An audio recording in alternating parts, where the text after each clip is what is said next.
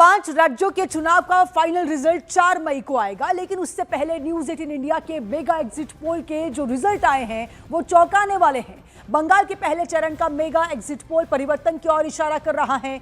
केरल के mega exit poll result भी बदलाव का संकेत दे रहा है। मेगा एग्जिट पोल के रिजल्ट अगर एग्जैक्ट निकलते हैं तो केरल में 10 साल बाद सत्ता परिवर्तन तय मानिएगा। लेफ्ट का आखिरी गढ़ भी ढहने की तैयार दिख रहा है और असम के मेगा एग्जिट पोल रिजल्ट में बीजेपी की वापसी होती दिख रही है। एग्जिट पोल में बीजेपी असम में अब तक का सबसे अच्छा प्रदर्शन करती दिख रही है। तमिलनाडु की अगर बात करें तो मामला काफी करीबी दिख रहा है। हालांकि मेगा एग्जिट पोल रिजल्ट में एआईएडीएमके मामूली बढ़त के साथ लीड लेती हुई नजर आ रही है। तो बड़ी खबर हम आपको बता रहे हैं, 5 राज्यों के चुनाव का फाइनल रिजल्ट 4 मई को तय होगा, 4 मई को आ जाएगा। लेकिन सबसे पहले उससे पहले बता दें कि न्यूज 18 इंडिया के मेगा एग्जिट पोल के जो रिजल्ट आए हैं वो बेहद चौंकाने वाले हैं। बंगाल के पहले चरण का मेगा एग्जिट पोल परिवर्तन की ओर बड़ा इशारा कर रहा है। केरल के मेगा एग्जिट पोल की अगर बात करें तो रिजल्ट भी बदलाव का संकेत दे रहा है। केरल में भी मेगा एग्जिट पोल के रिजल्ट अगर एग्जैक्ट निकलते हैं तो केरल में 10 साल बाद सत्ता परिवर्तन तय मानेंगी और लेफ्ट का आखिरी गढ़ भी ढहने को तैयार दिख रहा है। असम की अगर बात करेंगे तो मेगा एग्जिट पोल रिजल्ट में बीजेपी की वापसी होती हुई दिख रही है। एग्जिट पोल में बीजेपी असम में अब तक का सबसे अच्छा प्रदर्शन करती हुई नजर आ रही है। तमिलनाडु की अगर बात करें तो मामला काफी करीबी दिख रहा है। हालांकि मेगा एग्जिट पोल रिजल्ट में एआईएडीएमके मामूली बढ़त के साथ लीड लेती हुई नजर आ रही हैं। 4 तस्वीरें हम आपको दिखा रहे हैं यहाँ पर। 4 तारीख को 4 मई को जिस तरह से चुनाव के रिजल्ट आने हैं और एग्जिट पोल, लेकिन उसके पहले न्यूज 18 इंडिया का आ चुका है और इसी एग्जिट पोल के जरिए अगर हम आपको बताने की कोशिश करें तो काफ़ी चौंकाने वाले नतीजे, काफ़ी चौंकाने वाले रिजल्ट सामने आ रहा है। सीएम के लिए कौन पसंद है लोगों को, ये फिलहाल तय होना बाकी है। लेकिन एग्जिट पोल के अनुसार बंगाल के पहले चरण का मेगा एग्जिट पोल परिवर्तन की ओर बड़ा इशारा करते हुए नजर आ रहा है। केरल के मेगा एग्जिट पोल का रिजल्ट भी बदलाव का संकेत दे रहा है। बंगाल केरल दोनों तरफ एक बड़ा बदलाव का जो संकेत है या जो तस्वीर है एग्जिट पोल के जरिए जो तस्वीर सामने आ रही है वो बहुत कुछ बयां कर रही है। बहुत बड़े परिवर्तन का अनुमान यहां पर लग रहा है। मेगा एग्जिट पोल के रिजल्ट अगर एग्जैक्ट निकलते हैं तो केरल में 10 साल के बाद सत्ता परिवर्तन तय हो जाएगा। देखिए तमिलनाडु की अगर बात करेंगे तो 38.9% डीएमके प्लस रहने वाला है। एआईएडीएमके की अगर बात करें तो तकरीबन 40% का अनुमान यहां पर लगाया जा रहा है। टीवीके की अगर बात करें तो 15.8% टीवीके के खाते में जाएंगे ये वोट्स। और साथ ही साथ अगर बात करें हम अन्य, तो अन्य के खाते में फिलहाल कुछ नजर नहीं आ रहा है। लेकिन 3 जो बड़ी यहाँ पर पार्टियां हैं, कुल मिलाकर 234 सीटें यहाँ पर है। और डीएमके की अगर बात करें तो 113 तक के ये डीएमके के खाते में सीट जाना तय माने जा रहे हैं। एआईएडीएमके की अगर बात करें तो वहाँ पर भी अच्छे खासे वोट्स वहाँ पर मिल रहे हैं। असम की अगर बात करेंगे तो 126 कुल मिलाकर सीट है जहाँ पर बीजेपी तकरीबन 46.1% से आगे लीड में नजर आ रही है। कांग्रेस की अगर बात करेंगे तो 41.2% है। और साथ ही साथ अगर बात करेंगे असम की तो देखिए बहुत बड़ा परिवर्तन यहाँ पर भी नजर आ रहा है। बीजेपी 90 से 100 सीट के साथ लीड लेती हुई यहाँ पर नजर आ रही है। कांग्रेस 23 से 33 सीट पर, अन्य 0 है फिलहाल। और एआईयूडीएफ भी फिलहाल 0 से 6 सीट तक सिमट जाएगी, यहाँ पर ये नजर आ रहा है। तो केरल में भी वोट फीसद जो है वो बढ़ा हुआ है। 2021 की अगर बात करें तो केवल 74% के आसपास यहाँ पर वोटिंग हुई थी। लेकिन अगर 2026 की बात करें तो देखिए 78% से ज्यादा वोटिंग यहाँ पर दर्ज की गई है। केरल में वोटिंग का जो दर है वो बढ़ चुका है। कुल सीट 140 यहाँ पर है और एलडीएफ 58 से 68 सीट तक यहाँ पर सिमटती हुई नजर आ रही है। और मेगा एग्जिट पोल की बड़ी बातें क्या हैं वो जल्दी से आपको बता देते हैं, दिखा देते हैं ग्राफिक्स के जरिए। असम में बीजेपी का अब तक का सबसे शानदार प्रदर्शन रहा है। असम में बीजेपी को स्पष्ट बहुमत मिलने की संभावना नजर आती है। असम में हिमंता बिस्वा शर्मा सीएम पद की पहली पसंद है। वहीं केरलम में 10 साल बाद कांग्रेस गठबंधन की वापसी होने वाली है, ऐसा कुछ तस्वीर जो है वो नजर आ रही है। केरलम की अगर बात करें तो तकरीबन 54.2% मुस्लिम वोट कांग्रेस गठबंधन को जाएंगे। तमिलनाडु में एआईएडीएमके बना सकती है सरकार। वहीं अगर तमिलनाडु की बात करें तो एक्टर विजय की पार्टी तीसरी ताकत बनकर उभरी है। बंगाल में पहले चरण में बीजेपी में बड़ी बढ़त का अनुमान लगाया जा रहा है। बंगाल में मुस्लिम वोटर अभी भी टीएमसी के साथ नजर आ रहे हैं। वहीं बंगाल में शुवेंदु अधिकारी सीएम पद की पहली पसंद नजर आ रही है। ये तमाम जो हम आपको जानकारी दे रहे हैं वो एग्जिट पोल के बाद जो तस्वीरें सामने आ रही हैं, वो तस्वीरों के जरिए जानकारी सामने आ रही है कि फिलहाल बंगाल में शुवेंदु अधिकारी सीएम पद की पहली पसंद है। पोल ऑफ पोल्स में बंगाल में कांटे की टक्कर है। कई एग्जिट पोल में बीजेपी को बढ़त का अनुमान लगाया जा रहा है। वहीं पोल ऑफ पोल्स में बीजेपी को मामूली बढ़त जो है वो नजर आ रही है। तो बड़ी खबर हम आपको बता रहे हैं, पोल ऑफ पोल्स में बंगाल में कांटे की टक्कर, कई एग्जिट पोल में बीजेपी को बढ़त, ये अनुमान लगाया जा रहा है। वहीं पोल ऑफ पोल्स में बीजेपी को मामूली बढ़त नजर आ रही है। तो पोल ऑफ पोल्स में असम में बीजेपी का दबदबा कायम है। हेमंता के दोबारा सीएम बनने का अनुमान यहां पर लगाया जा रहा है। सभी एग्जिट पोल्स में बीजेपी को भारी बढ़त नजर आ रही है। पोल ऑफ पोल्स की बात करें तो तमिलनाडु में डीएमके को बढ़त, स्टालिन के फिर से सीएम बनने के अनुमान यहां पर लगाए जा रहे हैं। एक्टर विजय की पार्टी टीवीके की दमदार एंट्री है, लेकिन कुछ एग्जिट पोल्स में टीवीके को 100 सीटों का अनुमान यहां पर लगाया जा रहा है। पोल ऑफ पोल्स में केरल की अगर बात करें तो लेफ्ट गठबंधन को झटका है। केरल में कांग्रेस गठबंधन की वापसी का अनुमान है। केरल में कांग्रेस की 10 साल बाद हो सकती है फिर से वापसी। एग्जिट पोल्स में बीजेपी का खाता खुलने का अनुमान यहां पर लगाया जा रहा है।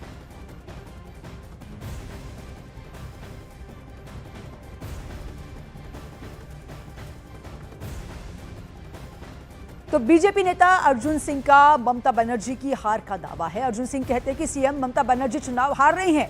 अर्जुन सिंह का कहना है कि भवानीपुर से चुनाव हार रही हैं ममता बनर्जी। तो बड़ी खबर बता रहे हैं, जहां पर अर्जुन सिंह ने कई दावे किए हैं। वो कहते हैं कि भवानीपुर से चुनाव हार रही है ममता बनर्जी। मेरा राजनीतिक जीवन 42 साल का है।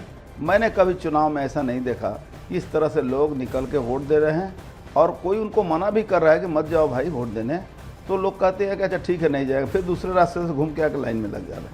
तो ये स्थिति थी और इस स्थिति में वो परिवर्तन निश्चित है। अब संख्या मैं नहीं बता सकता हूं, लेकिन परिवर्तन एकदम निश्चित है। तो एग्जिट पोल के आते ही सियासी पारा भी हाई हो चुका है। बीजेपी नेता शुवेंदु अधिकारी ने यह दावा किया है कि बीजेपी 180 प्लस सीटें जीत रही है। तो कुणाल घोष ने बीजेपी की 50 से भी कम सीट आने का दावा कर दिया। देखिए, एग्जिट पोल ठीक है, मैं ग्राउंड का एग्जिट पोल बता रहा हूँ 180 प्लस बीजेपी, लेकिन जो अच्छा मेजोरिटी से भाजपा सरकार बन रहा है मोदी जी का नेतृत्व। बीजेपी एबार बांग्लाয় 50 পার করতে পারবে না বাংলার মানুষ তাদের প্রত্যাখ্যান করেছেন। তৃণমূল কংগ্রেস 235-এর বেশি আসন, কত আসন সেটা আরো কিছুক্ষণ পর বোঝা যাবে। 235-এর বেশি আসন নিয়ে মাননীয় মুখ্যমন্ত্রী মমতা বন্দ্যোপাধ্যায় আবার ফিরছেন। तो बड़ी खबर बता रहे हैं, सुकांत मजूमदार का बीजेपी की बम्पर जीत का दावा है। वो कहते हैं कि भारतीय जनता पार्टी की सरकार बन रही है। सुकांत मजूमदार का यह दावा है कि बीजेपी की बम्पर बहुमत से सरकार बनेगी।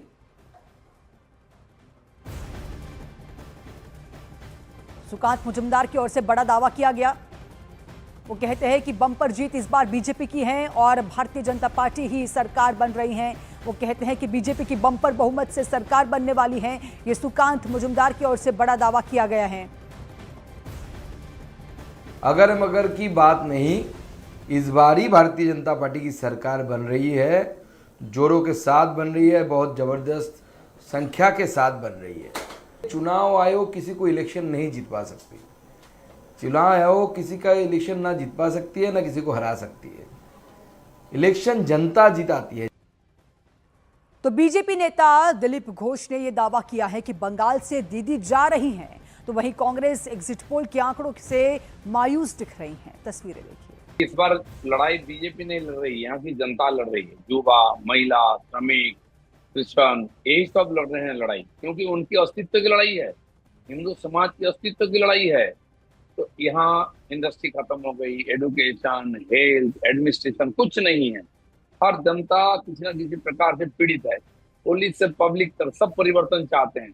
इसीलिए परिवर्तन होगा और जबरदस्त होगा। इस बार लड़ाई बीजेपी नहीं लड़ रही, यहाँ की जनता लड़ रही है। युवा, महिला, श्रमिक, क्रिश्चियन, यही सब लड़ रहे हैं लड़ाई, क्योंकि उनकी अस्तित्व की लड़ाई है, हिंदू समाज की अस्तित्व की लड़ाई है। तो यहाँ इंडस्ट्री खत्म हो गई, एजुकेशन, हेल्थ, एडमिनिस्ट्रेशन कुछ नहीं है। हर जनता किसी न किसी प्रकार से पीड़ित है।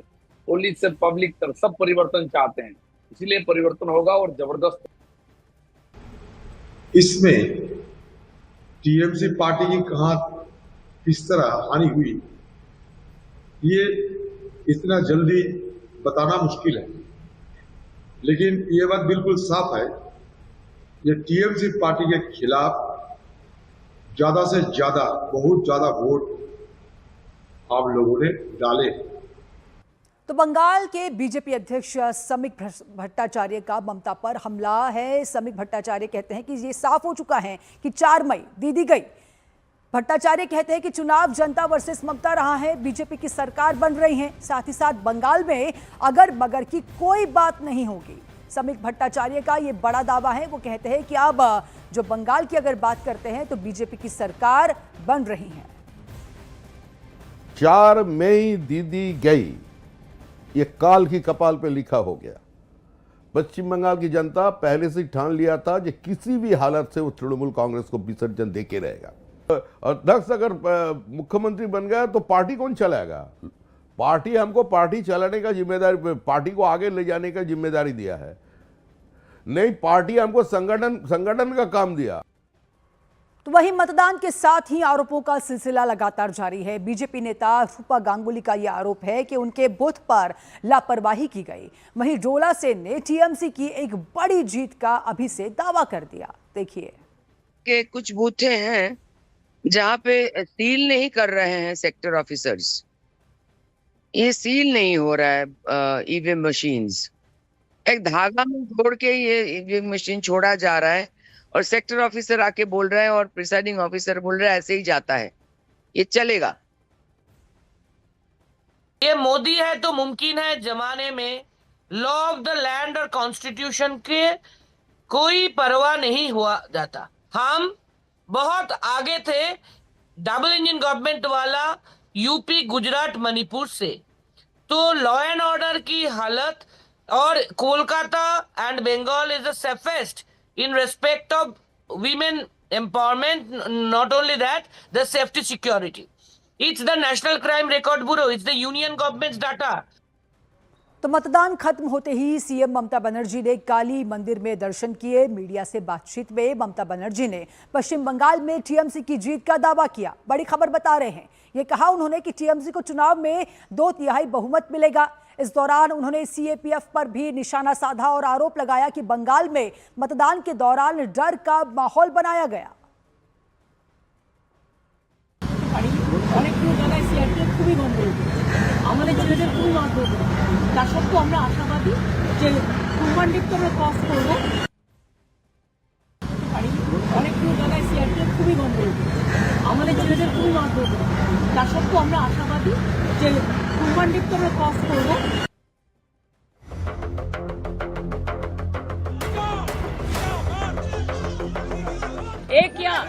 एक क्या गुंडाराज चल रहा है, देश को बेच दिया। उनका पुलिस नहीं है तो केंद्रीय अर्ध सुरक्षा बल है, उनको डर रख है। ऐसे कभी वोट नहीं होता है, वोट शांति से होता है। क्लियर, ममता बनर्जी नहीं करेगा तो मैं करूंगा।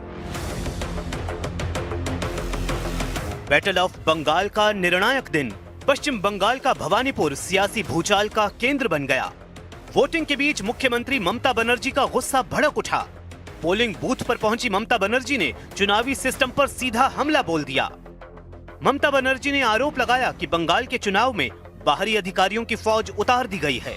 उन्होंने कहा कि ये अधिकारी निष्पक्ष नहीं बल्कि बीजेपी के इशारे पर काम कर रहे हैं। ममता बनर्जी ने केंद्रीय सुरक्षा बलों पर भी गंभीर आरोप लगाए। उन्होंने कहा सीआरपीएफ कार्यकर्ताओं को डरा रही है, लोगों पर दबाव बना रही है और लोकतंत्र को सुरक्षा के नाम पर कुचलने की कोशिश हो रही है। देखिए जो एट्रोसिटी, कैन यू सी? देखिए देखिए एक क्या गुंडाराज चल रहा है, देश को बेच दिया। ऐसे वोट कभी होता है? ऐसे कभी वोट नहीं होता है। वोट शांति से होता है। बड़ा सवाल उठा बख्तरबंद गाड़ियों की तैनाती पर। ममता बनर्जी ने पूछा, क्या बंगाल चुनाव युद्ध भूमि है? अगर इतनी सुरक्षा यहाँ लग सकती है तो मणिपुर जैसे हिंसाग्रस्त इलाकों में क्यों नहीं? ममता बनर्जी ने कहा कि वोट जनता डालेगी, बंदूक के साए में लोकतंत्र नहीं चलेगा। उन्होंने चुनाव आयोग, केंद्रीय सुरक्षा बलों और बीजेपी तीनों को एक साथ निशाने पर लिया। এভাবে কি অত্যাচার করে? যা অত্যাচার করছে সিআরপিএফ। দেখো কোর্টের একটা অর্ডার আছে, ওই যে কোর্টের অর্ডার মানবো না। আমরা কন্টেম্পট অফ কোর্টের নোটিশ দিয়েছি, তা সত্ত্বেও কতগুলো অবজারভার এসেছে বাইরে থেকে, বিজেপি যা বলছে তাই করছে। তুমি চক্রবেড়ি গিয়ে দেখেছো, আমাদের সব পোস্টার খুলে দিয়েছে। उधर बीजेपी का आरोप है कि टीएमसी अपनी हार देखकर बौखला गई है और चुनाव प्रक्रिया पर सवाल उठाकर सहानुभूति बटोरना चाहती है। पुलिस नहीं है तो केंद्रीय अर्ध सुरक्षा बल है, उनको डर लग रहा है। और उनको एंगेज किया कौन? Election commission of India. उनको कुछ बोलना चाहिए तो इलेक्शन कमीशन के साथ बात कीजिए। क्यों 50-60 आदमी लेकर यहाँ किया? मैं आने के बाद तो सब भाग गया। बंगाल में लड़ाई सिर्फ वोटों की नहीं, सियासी नैरेटिव की भी है। एक तरफ ममता इसे लोकतंत्र बचाने की जंग बता रही है तो दूसरी ओर बीजेपी इसे टीएमसी की घबराहट बता रही है। फैसला बंगाल की जनता के हाथ में है। ममता का गुस्सा असर दिखाएगा या बीजेपी का पलटवार? 4 मई को नतीजे सब कुछ साफ कर देंगे। तो उधर महुआ मोइत्रा ने एग्जिट पोल के नतीजों पर तंज कसा है। उन्होंने सोशल मीडिया पर लिखा कि एग्जिट पोल देखने से पहले याद रखें कि सभी एग्जिट पोल एनडीए के लिए 350 से ज्यादा सीटों का अनुमान लगा रहे हैं। चाणक्य का अनुमान है 400, इंडिया टुडे, एक्सिस माई इंडिया का 361, 401, एबीपी वोटर का 353, 383। वास्तविकता यह है कि बीजेपी को बहुमत से काफी कम, केवल 240 सीटें मिली। ठीक यही तस्वीर 4 मई को भी होगी। तो बीजेपी नेता मनोज तिवारी का यह कहना है कि हमारी जैसी तैयारी थी वैसे एग्जिट पोल दिख रहे हैं। वहीं कांग्रेस को यह चुनाव पोलराइज दिख रहा है। हमने जैसा जैसा सोचा है वैसा ही एग्जिट पोल दिख रहा है। पश्चिम बंगाल में बीजेपी की सरकार 180 प्लस से आएगी, ऐसा हमारा, चूँकि मैं भी वहाँ स्टार प्रचारक रहा हूँ, मैंने पूरा ज़मीन देखा है। 36 विधानसभाओं में गया हूँ और 43 जगह गया हूँ। बहुत पोलराइज्ड एनवायरनमेंट था कोलकाता में। मेरे सीट में मेरे को लगता है कि Muslims have voted for TMC. ये तो बिकॉज मेरा 60% के ऊपर माइनॉरिटी कम्युनिटीज थे, तो मेरे को लगता है कि वो लोग टीएमसी को वोट किया है। आपने जो एसआईआर नैरेटिव बना दिया ये दो पार्टी ने, जो आपने बीजेपी ने बार बार बोला कि 2 करोड़ घुसपैठिया को निकालोगे, और उसके बाद जब एसआईआर के बाद 60 लाख के ऊपर जो एजुकेशन आए, वो 2 डिस्ट्रिक्ट में आपका बहुत ज्यादा एजुकेशन लिस्ट में आए, और वो एजुकेशन लिस्ट से बहुत सारे वोटर्स के नाम कट गए, तो जो वोट दे नहीं पाए, तो इसका बेनिफिट तो तृणमूल को गया है।